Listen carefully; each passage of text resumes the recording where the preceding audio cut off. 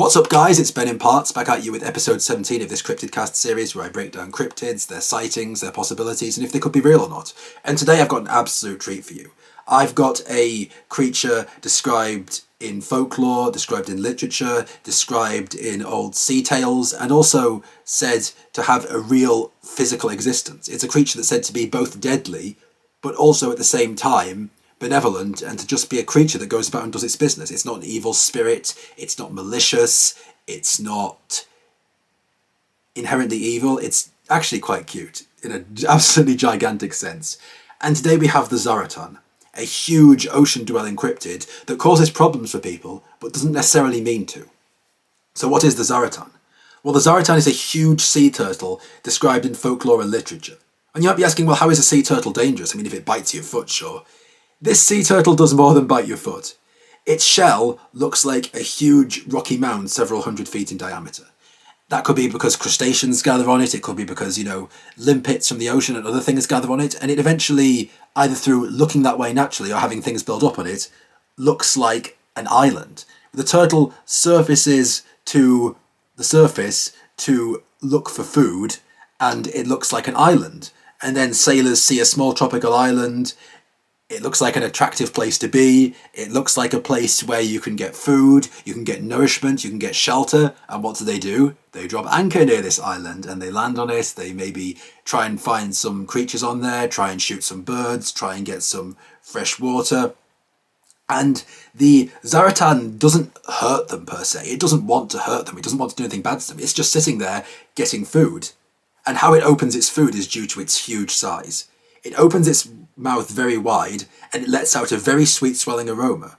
And fish are attracted to this sweet scent and they swim inside, and then the Zaratan's mouth snaps shut a bit like a snapping turtle and it swallows an entire shoal of fish. You might think, well, how is this deadly to humans?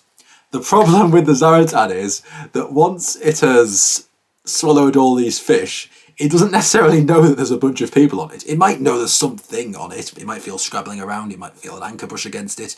But it's not necessarily sure that there's people on it. And so the Zaratan, when night falls, sinks beneath the waves. And the pressure of the sudden suction of the sinking won't only sink the ship, but the crew will also sink with it. And even if they don't sink, they'll be treading water and they're in the middle of the ocean and there's no hope and they just drown. The stories of the Zaratan come to us, allegedly, from people who have survived this. Let's say, for example, the, quote, island suddenly dips beneath the surface. It swallows everyone on it. But let's say the ship nearby is still anchored and the people still on the ship are blustered about a bit, but they don't get pulled down. They're horrified and they realise it's the Zaratan. Or let's say, for example, you are on the island, the quote island, and it surfaces, it swallows everyone else, but you survive to tell the tale, you swim back to your ship, you tell the horrible tale of it, and that's how word of the Zaratan gets around, because some people allegedly survive to tell the tale. Now, this is an absolutely huge cryptid. It's, 200 feet long, 40 feet wide, something like that. It's meant to be huge. We don't know exactly what its size is, but it's meant to be absolutely huge. And we don't have any evidence of it existing to this date.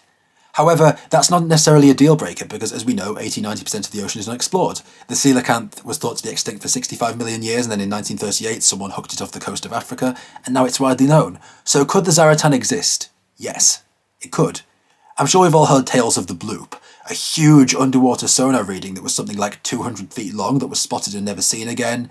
We've seen tales of a piece of an octopus washing up in 2011 that was 40 feet long and that was just the head. Could gigantic sea creatures exist? Absolutely. But let's say, for example, it doesn't exist. What could it be? What could people be seeing? However, this is where it gets interesting because they could actually be seeing another cryptid, or rather, they could be seeing a cryptid that people don't even know yet. They could be seeing another large prehistoric turtle that hasn't died, such as the 4-metre long and 5-metre wide Archelon from the late Cretaceous period. Or maybe even the Stupendimus. It's actually called the Stupendimus from the Cenozoic era. The Stupendimus is a freshwater turtle, and it was very big, much bigger than today's turtles, but it was a freshwater turtle. I mean, it has been proven that certain saltwater animals can adapt to freshwater.